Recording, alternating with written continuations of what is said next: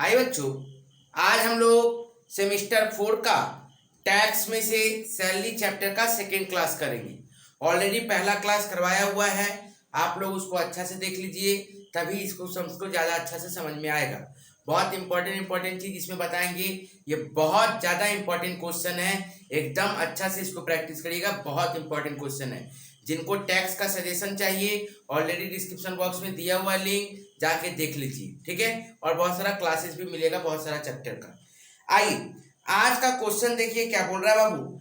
Mister Roy join the AMC 1/8/2019, year ended 31 March 2023। बोल रहा है बेसिक सैलरी क्या है उसका 15,000 पर मंथ। बेसिक सैलरी कितना है बाबू? 15,000 पर मंथ।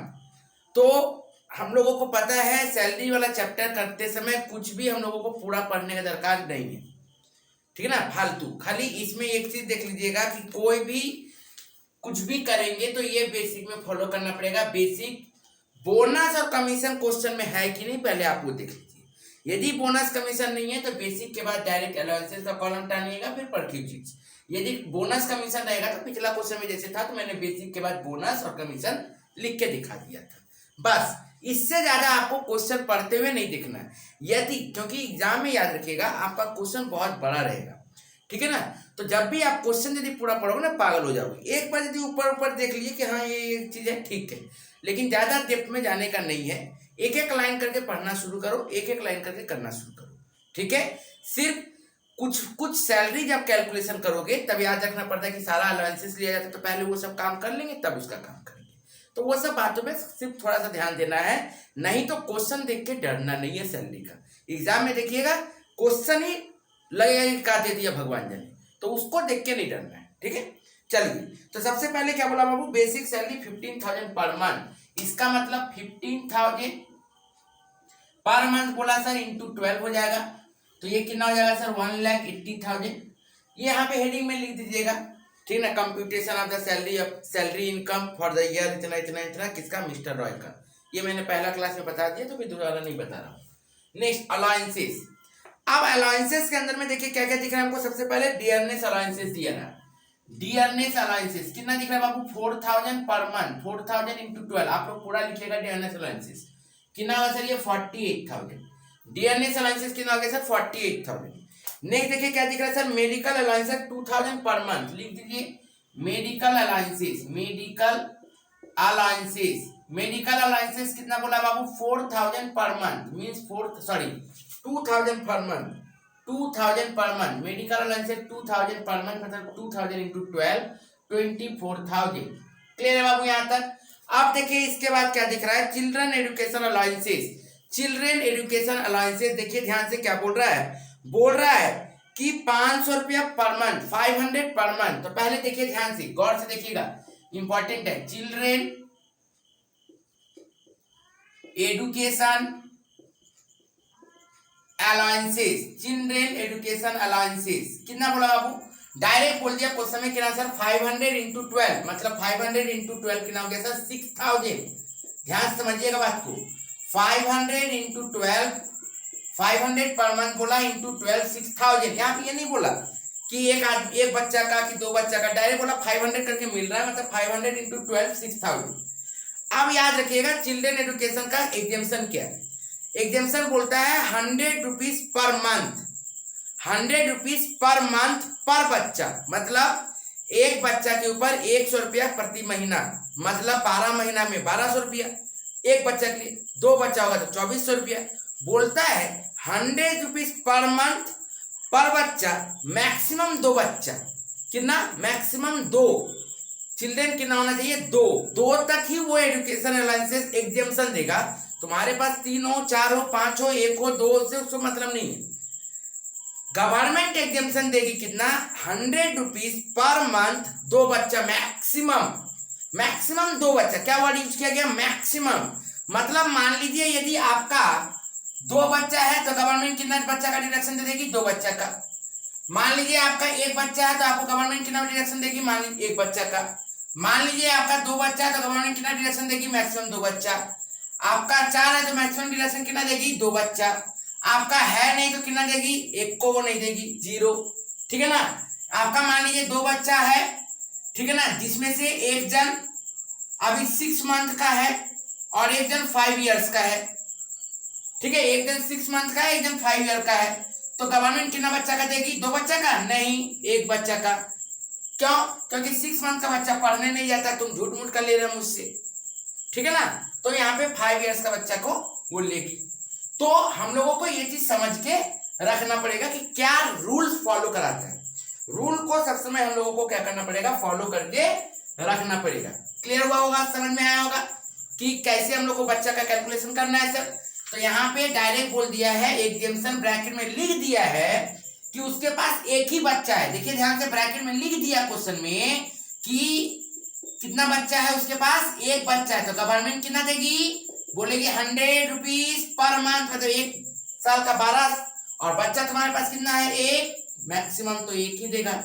यदि बच्चा 2 रहा था तो कितना करते हैं? मल्टीप्लाई बाई 2, और यदि बच्चा 3 रहा था तो कितना करते हैं? फिर भी मल्टीप्लाई बाई 2, मैक्सिमम 2 से मल्टीप्लाई ज्यादा नहीं कर सकते, ठीक है बाबू। तो यहाँ पे एक बच्चा था तो एक, तो ये कितना हो गया सर? 4800। नेक्स्ट देखिए क्या दिख रहा है सर नेक्स्ट क्वेश्चन में।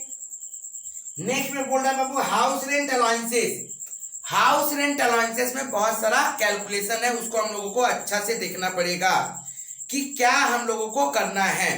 देखिए ध्यान से, HRA सबसे पहले रिसीव्ड लिखिए, HRA रिसीव्ड, आप लोग पूरा लिखिएगा, house rent allowances received. HRA received कितना है बाबू? देखिए तो ध्यान से, बोल रहा है HRA रिसीव्ड है 2000 पर मंथ, तो 2000 इंटू 12 24,000, 2000 इंटू 12 24,000। ध्यान से बात को समझिएगा, ठीक है ना। 2000 इंटू 12 कितना सर? 24,000। लेस करना है, less least of the following exempted, least of the following, इसमें से लीस्ट ऑफ द फॉलोइंग मतलब जो हम बता रहे हैं उसमें से जो सबसे कम होगा वो उसको छूट मिलेगा, एग्जेम्पशन मिलेगा। तो लीस्ट ऑफ द फॉलोइंग में सबसे पहला कौन आता है? सबसे पहले आता है HRA रिसीव्ड, HRA रिसीव्ड। तो HRA रिसीव्ड कितना किया सर? सर वही 24,000 लिख दो यहाँ पे, 24,000, कोई दिक्कत नहीं है। HRA रिसीव कितना है सर? 24,000। दूसरा नंबर में क्या आता है सर? दूसरा नंबर में आता है 50% ऑफ सैलरी या फिर 40% ऑफ सैलरी। ये कितना होता है? 50 या फिर 40, 40% या फिर 50%। मेट्रोपॉलिटन सिटी यदि है तो वहां पे कितना लगेगा? 50%, और यदि मेट्रोपॉलिटन सिटी नहीं है तो कितना लगेगा? 40%। दिल्ली, मुंबई, कोलकाता, चेन्नई वाला जैसे क्वेश्चन रहा तो 50% मार दीजिएगा, बाकी शहरों के लिए 40% मार सकते हैं, ठीक है सर, ओके। और वहां पे बोल देगा, ठीक है, मैक्सिमम क्वेश्चन दिल्ली, मुंबई, कोलकाता, चेन्नई बोल के आएगा। जब एक तो क्वेश्चन आएगा सूरत वाला तो हम बताएंगे कि यहाँ पे क्या फॉलो किया गया है, ठीक है सर। तो 50% ऑफ सैलरी, तो 50% ऑफ सैलरी। अब यहाँ पे सैलरी का मतलब क्या होता है? हाउस रेंट अलाउंसेस में HRA के अंदर में सैलरी का मतलब क्या होता है हम लोगों को वो समझना पड़ेगा। ये सब इंपॉर्टेंट बातें हैं, ये सब आपको याद रखना पड़ेगा। तो HRA के अंदर में सैलरी का मतलब ध्यान से देखिए, HRA के अंदर में working note 1 salary for HRA का सैलरी के लिए क्या होता है? बेसिक, ले लीजिए, बेसिक कितना है सर?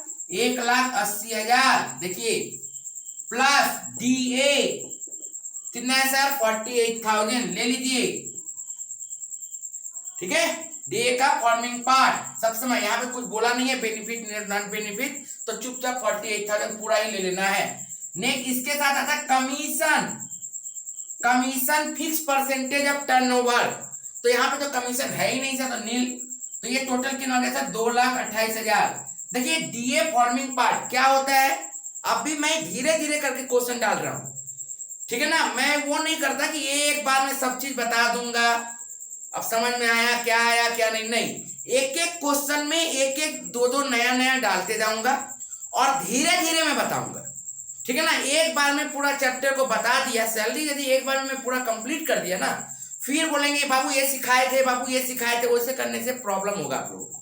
इसीलिए धीरे धीरे, पिछला क्वेश्चन में RFA से रिलेटेड सीखे थे, रेंट फ्री अकोमोडेशन से सीखे थे, वहां पे हम लोग क्या सीखे थे, आरपीएफ के बारे में सीखे थे। तो एक क्वेश्चन में 2-3 से ज्यादा यदि नया सिखा देंगे तो आप लोगों को दिक्कत होगा। तो वहां पे मैंने वो चीज सिखा दिया। अब यहाँ पे मैं एचआरए और चिल्ड्रन एजुकेशन मेन अलग चीज आया है, तो यहाँ पे मैं ये सिखा दे रहा हूँ।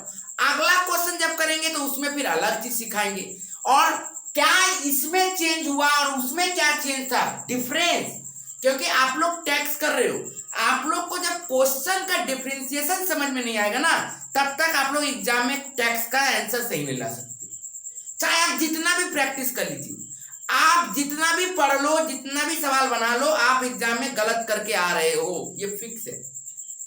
वही बच्चा सही कर पाएगा जो क्वेश्चन को समझ लिया हो अच्छा से, कि कौन सा लाइन, एक वर्ड चेंज हो जाएगा ना तो सैलरी में और पूरा टैक्स में आंसर अलग हो जाएगा। तो ये कॉस्ट अकाउंट्स नहीं है, तो थोड़ा सा ध्यान देना पड़ेगा अच्छा से टैक्स में। लगता है बहुत इजी, पर इजी है नहीं। यहाँ पे आपको एक एक चीज पे पकड़ना पड़ेगा, एक एक वर्ड को पकड़ना पड़ेगा।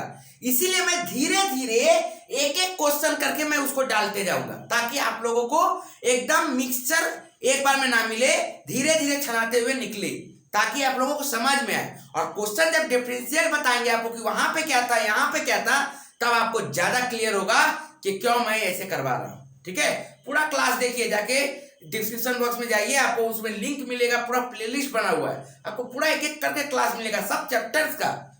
ठीक है, आइए। तो 50% ऑफ सैलरी क्या बोला गया सेकंड नंबर में, 50% ऑफ सैलरी। तो सर सैलरी कितना है, घर देखिए कहां था, कोलकाता में कि दिल्ली में कि मुंबई में, देखिए मैं आपको बोल दिया था। घर कहां है सर इसका, घर घर घर घर देखिए बोल दिया, देखिए उसी में एचआरए बोला 2000 पर मंथ, और हाउस कहां, कोलकाता में, मतलब 50% ऑफ सैलरी। तो 50% ऑफ 2,28,000, तो ये कितना होगा सर, 1,14,000, 1,14,000 हो गया sir. Number C, number C के अंदर में देखिए क्वेश्चन के अंदर में क्या दिख रहा है, नंबर सी में और क्या आ सकता है, ये जो है लिस्ट ऑफ द फॉलोइंग, ये फिक्स रहता है, ये आपको चेंज नहीं करना है सब समय। पहला क्या होता है सर, एचआरए रिसीव्ड। दूसरा क्या होता है, 40% या फिर 50%, 40% या फिर 50% ऑफ सैलरी। बोलेगा नहीं आपको, आपको खुद वहां पे अप्लाई करना है, आपको खुद एग्जाम्पशन देना है, वो क्वेश्चन में नहीं बोलेगा, आपको ये याद रखना पड़ेगा। क्या सर कि एचआरए रिसीव्ड हुआ ये, और लिस्ट ऑफ द फॉलोइंग के अंदर में एचआरए रिसीव्ड आता है, दूसरा आता है 50% ऑफ सैलरी, तीसरा क्या आता है, rent paid minus 10% of salary. ठीक है, rent paid minus 10% of salary. ये छोटा छोटा वर्किंग भी मैंने सिखाया है, वो ऑनलाइन ऑफलाइन जो क्लास ज्वाइन किए हैं उन लोगों को सिखाया है। ठीक है ना, तो आप लोगों के लिए वो चीज रिलीज नहीं किया गया, नॉर्मल चीज सबके लिए दिया गया जो पूरा चैप्टर रहता है, आप लोग उसमें मन भी नहीं लगाते, हमको पता है। ठीक है, तो rent paid minus 10% of salary, ये नियम बोलता है। ठीक है, तो रेंट पेड देखिए क्वेश्चन में बोल दिया उसी में कि 3,000 इंटू 12 है, बोला रहता ना कि 2,000 करके रेंट रिसीव्ड है, लेकिन पेड हो रहा है, एम्प्लॉयर कितना कर रहा है, 3,000 इंटू 12। ठीक है बाबू, तो 3,000 इंटू 12 जब बोला है, उसके बाद क्या बोला था, माइनस 10% ऑफ सैलरी। तो सैलरी कितना सर, 2,28,000, तो 2,28,000 मीन 36,000 माइनस 22,800, 10% कितना आएगा, 22,800। तो 36,000 माइनस 22,800 कितना जाएगा, 13,200, 13,200। अब इन तीनों में सबसे कम कौन है सर, 13,200। तो अब आपको 24,000 में से 13,200 को माइनस बाहर निकाल देना है, 10,800, 10,800। समझ ही नहीं आता बच्चा को, मैंने इसका सिर्फ कैलकुलेशन 5 नंबर के लिए पहले करवाया है, ये तो पूरा सम से तो इसी में अंदर झुकाना पड़ता है। पहले इसका एक वर्किंग नोट है, ये सीखना पड़ेगा आपको पहले। क्या sir, HRA receive 2,000 into 12, 24,000।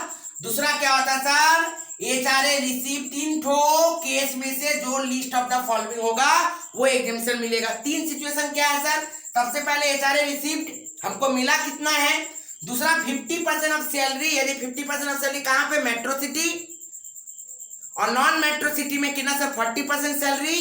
Okay, next rent paid, यदि एम्प्लॉय रेंट दिया है तो जितना रेंट दिया वो माइनस 10% ऑफ सैलरी। ठीक है सर, तो ये हम लोग को कैलकुलेशन करके कितना आया, इन तीनों में से सबसे लोएस्ट ये था, 13,200 को माइनस किए, बाहर निकाले, इन दोनों को 24,000 में से इसको माइनस करके ये आया। क्लियर है बाबू। नेक्स्ट देखिए ध्यान से, अब इसके अंदर में क्या बोल रहा है, अब इसके अंदर में बोल रहा है सर कि he her employer contributes 13% of the basic salary and DA. Basic salary and DA देखो क्या किया, आरपीएफ के अंदर में क्या किया, इन्वेस्ट किया एम्प्लॉयर ने। मैंने पिछला क्वेश्चन में कराया था, वहां पे क्या किया था, आरपीएफ के अंदर में 10,000 पर मंथ डायरेक्ट दे दिया गया था, तो वहां पे हम लोग डायरेक्ट अमाउंट ले लिए थे। लेकिन यहाँ पे क्या बोल रहा है क्वेश्चन बाबू, यहाँ पे बोल रहा है 13% of basic and dearness allowances, 13% of basic and dearness allowances.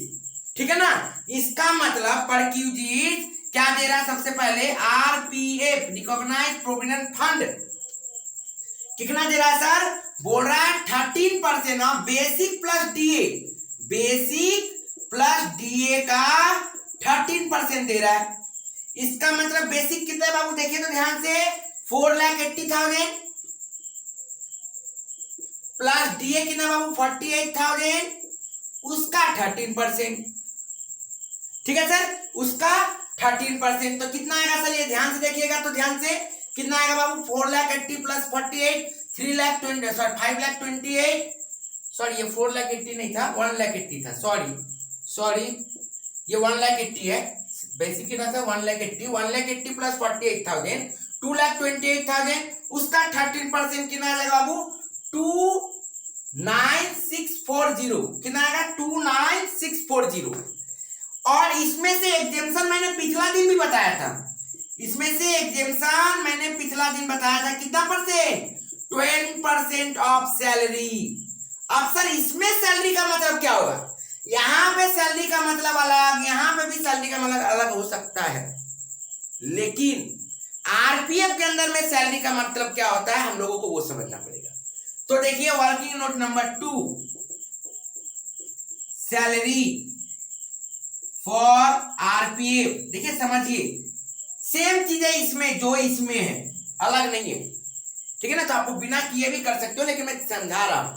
तो बेसिक वही 1,80,000, डीए फॉर्मिंग पार्ट आता है, बेनिफिटेड पार्ट, यहाँ पे कुछ नहीं बोला कि कितना फॉर्मिंग पार्ट है कितना बेनिफिटेड है, तो चुपचाप उतने ही ले लीजिए 48,000।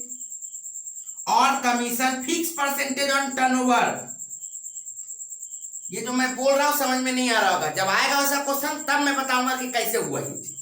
ठीक है ना, फिक्स परसेंटेज ऑफ टर्नओवर मतलब जब कमीशन का परसेंटेज दे दे टर्नओवर के ऊपर तब लिया जाता है, और नहीं तो सिर्फ कमीशन का अमाउंट दे दिया है तब नहीं लिया जाता है। लेकिन कमीशन का अमाउंट दिया और ब्रैकेट में लिख दिया फिक्स परसेंटेज ऑफ टर्नओवर, तब ले लेंगे। तो ये डिफरेंट सिचुएशन है, बिना समझ किए नहीं होगा।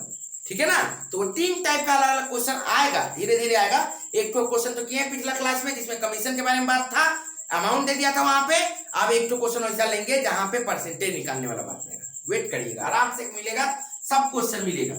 ये टोटल कितना होगा सर, 2,28,000, तो 12% ऑफ 2,28,000। देखिए जरूरी नहीं है कि ये वाला और ये वाला सेम है, नहीं हो सकता है कि आरपीएफ जो बोलेगा उसे ही लेना है। यदि बोलता है RPF 13% on 15% of basic, only 15% of basic, तो सिर्फ आपको 15% ऑफ बेसिक के ऊपर ही मानना रहता, 1,80,000 के ऊपर ही मानना रहता। लेकिन एग्जेम्पशन जब करते आप 12% ऑफ सैलरी ही करते, मतलब सैलरी का मतलब फिर आप ऐसे ही कैलकुलेशन करते। ये नहीं कि आपको ये लग रहा होगा कुछ स्टूडेंट को कि सर यहां पे ये लिए थे इसीलिए यहां पे ये लिए, नहीं, गलत सोच रहे हो आप, ऐसा बात नहीं है। क्या बोला गया, बोला गया यहाँ पे बेसिक प्लस डीए इसीलिए मैंने लिया। यदि क्वेश्चन में बोल देता कि एम्प्लॉयर जो दे रहा है सिर्फ 15% ऑफ बेसिक दे रहा है ओनली, तो मैं सिर्फ बेसिक कितना था 1,80,000 का 15% मैं देता 2,27,000। उसके बाद मैं फिर 12% क्या बोला था एग्जाम से, जो लिमिटेड जो लिखा गया है कि एग्जेंशन आपको देना ही पड़ेगा बाउंड हो कैलकुलेशन करने के लिए, तो आपको 12% आप सैलरी निकालना पड़ता है। और सैलरी का क्या फॉर्मूला था, basic plus DA plus commission. तो आपको चुनना पड़ेगा बेसिक, डीए और कमीशन कितना है, उसको टोटल करना पड़ेगा, उसके बाद उसका 12% निकालना पड़ेगा। समझ रहे हो ना? तो ऐसा मत सोचिएगा कि ये और ये सेम हो रहा है, नहीं, अलग अलग भी हो सकता है, ठीक है ना। अब देखिए तो कितना है सर, इसका कैलकुलेशन करके कितना आएगा, 22,800 सॉरी 2,28,000 का 12% आएगा सर 27,360, ठीक है। तो ये माइनस करके बाहर निकालेंगे 1280, ठीक है सर। ये सब बात तो समझने वाली बात है बाबू, बहुत इंपॉर्टेंट बातें हैं ये सब, ये सब को समझना पड़ेगा। तो ये हुआ बाबू। इसके बाद देखिए नेक्स्ट क्या बोला है, उसी लाइन में बोल रहा है कि इंटरेस्ट ऑन आरपीएफ है 16% 4800। तो इंटरेस्ट ऑन आरपीएफ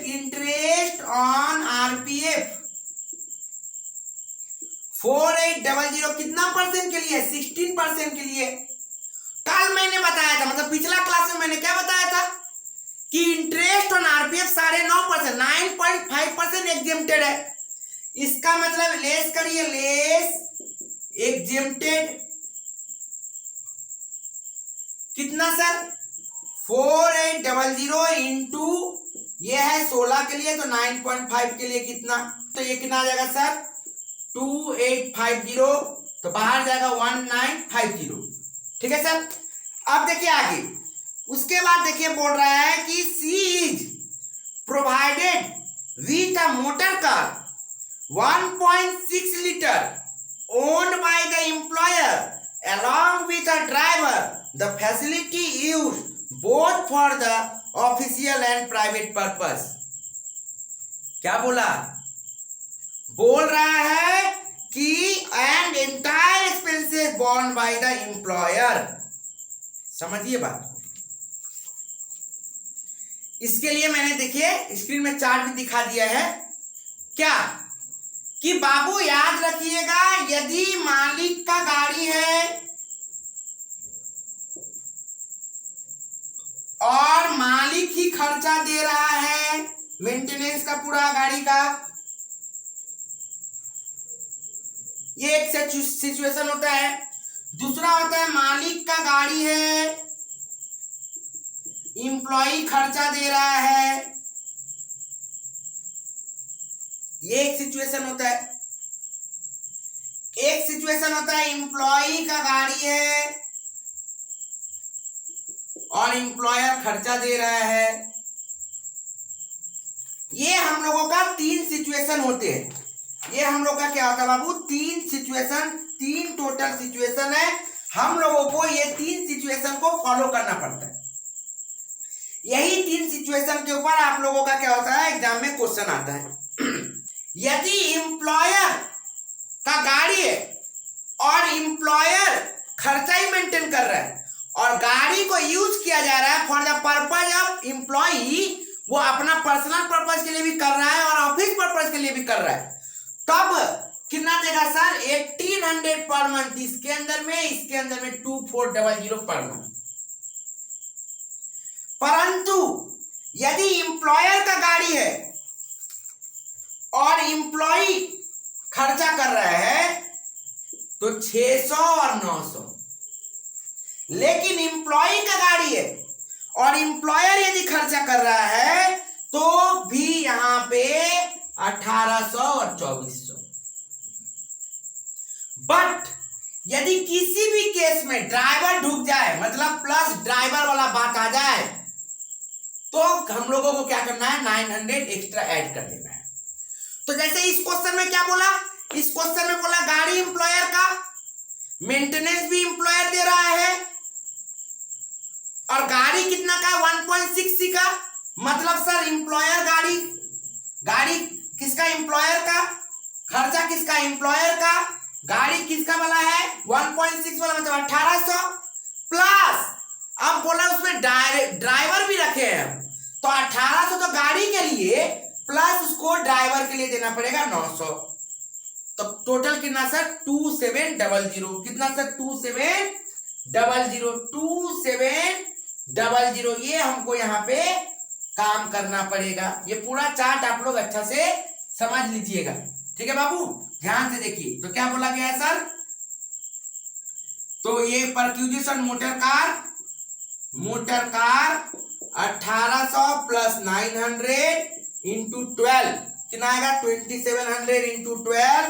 ध्यान से देखिए, 2700 इंटू 12 कितना आ जाएगा सर, आ जाएगा बाबू 32400, ठीक है सर। अब आगे बढ़ते हैं बाबू। इसके बाद क्या बोल रहा है, इसके बाद बोल रहा है कि उसने स्वीपर के लिए दिया है और डोमेस्टिक सर्वेंट जो दिया सब ले लो, जितना बेनिफिट दे रहा है एम्प्लॉयर लेते जाओ। स्वीपर के लिए दिया 300 पर मंथ, लो ना बाबा, जितना ले रहा है जो दे रहा है ले लो, मौज ही मौज है, ठीक है। नेक्स्ट उसके बाद क्या बोला, डोमेस्टिक सर्वेंट नौकर भी रख दिया, ले लो, हमको क्या, देते जाएगा हम लेते जाएंगे, ठीक है ना। लेकिन ये सब भी आपका क्या माना जाता है कि खर्च इनकम है आपका, सैलरी, इसलिए गवर्नमेंट इसके ऊपर भी सरकार टैक्स लेने के लिए खोजते रहती है। नेक्स्ट देखिए लाइन, बोला इनकम टैक्स, ये तो पर्सनल हो गया बाबू, ये सैलरी कहां से हो गया। नेक्स्ट दूसरा क्या बोला, प्रोफेशनल टैक्स। क्वेश्चन में बोल रहा है आर डिडक्टेड फ्रॉम हर सैलरी, मतलब प्रोफेशनल टैक्स भर कौन रहा है, एम्प्लॉय भर रहा है, सैलरी से तुम्हारा काट ले रहा है। मतलब क्या हो रहा है कि यहाँ पे किससे भरा जा रहा है, एम्प्लॉय दे रहा है। पिछला जो क्वेश्चन किए थे प्रोफेशनल टैक्स क्लास 1, उसमें जाके देखिए वहां पे professional tax paid by employer था, तब हम लोग क्या किए थे, यहाँ पे प्रोफेशनल टैक्स लिए थे। लेकिन इस क्वेश्चन में बोला है कि प्रोफेशनल टैक्स उसका सैलरी से कट जा रहा है, मतलब पेड बाय एम्प्लॉय है, एम्प्लॉय का सैलरी से काट रहे हो ना, मतलब एम्प्लॉय का ना देना पड़ रहा है, तो फिर कहां का बेनिफिट। परक्यूजिस का मतलब एम्प्लॉयर तुमको बेनिफिट दे रहा है, तो क्या क्या बेनिफिट दिया वो सब लिए हम लोग, तो यहाँ पे तो एम्प्लॉयर बेनिफिट दिया ही नहीं, तो लेंगे भी नहीं, ठीक है। तो प्रोफेशनल टैक्स तो बता दिए। उसके बाद देखिए लास्ट में क्या बोल रहा है, इलेक्ट्रिसिटी भी पेड कर रहा है, तो इलेक्ट्रिसिटी भी यदि पेड कर रहा है तो यहाँ पे ले लीजिए इलेक्ट्रिसिटी भी।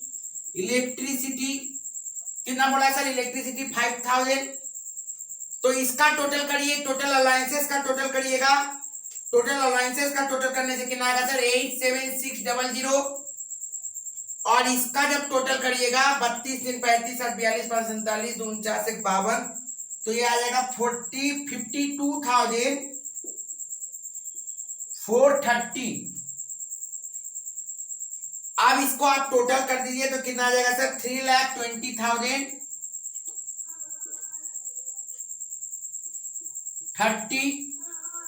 ये क्या हो गया सर मेरा gross salary, gross taxable salary, gross taxable salary, ठीक है बाबू। इसके बाद हम लोगों को इसमें क्या करना पड़ता है, लेस करना पड़ता है, डिडक्शन मैंने कल भी समझाया था क्या क्या, एक 50,000 का 16(1)(a) और एक 16(3) के हिसाब से मेरा प्रोफेशनल टैक्स, तो ये दोनों डिडक्शन हम लोग माइनस कर देंगे।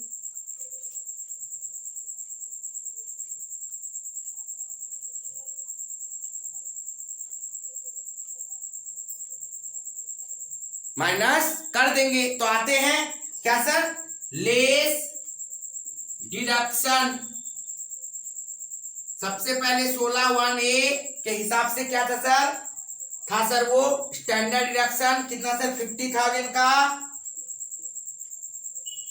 और सर 16(3) के हिसाब से क्या था बाबू इसमें प्रोफेशनल टैक्स, कितना सर 1200, 1200, तो ये कितना आ गया 51200। अब बहुत सारा स्टूडेंट सोच रहे सर आप प्रोफेशनल टैक्स से ऊपर नहीं लिए तो नीचे क्यों माइनस ले, बाबू डिडक्शन तो लेना है, एम्प्लॉयर दे चाहे एम्प्लॉई दे मैटर नहीं करता, प्रोफेशनल टैक्स का डिडक्शन तो उसको मिलेगा, ठीक है, ओके। तो ये कितना हो जाएगा सर, ध्यान से, ये हो जाएगा सर 268,830, ये हो गया net taxable salary, net taxable salary. बहुत इंपॉर्टेंट क्वेश्चन था ये, बहुत ज्यादा इंपॉर्टेंट क्वेश्चन था, सोजा साजा में इंपॉर्टेंट क्वेश्चन है, अच्छा से इसको जरूर कर लीजिएगा, ठीक है।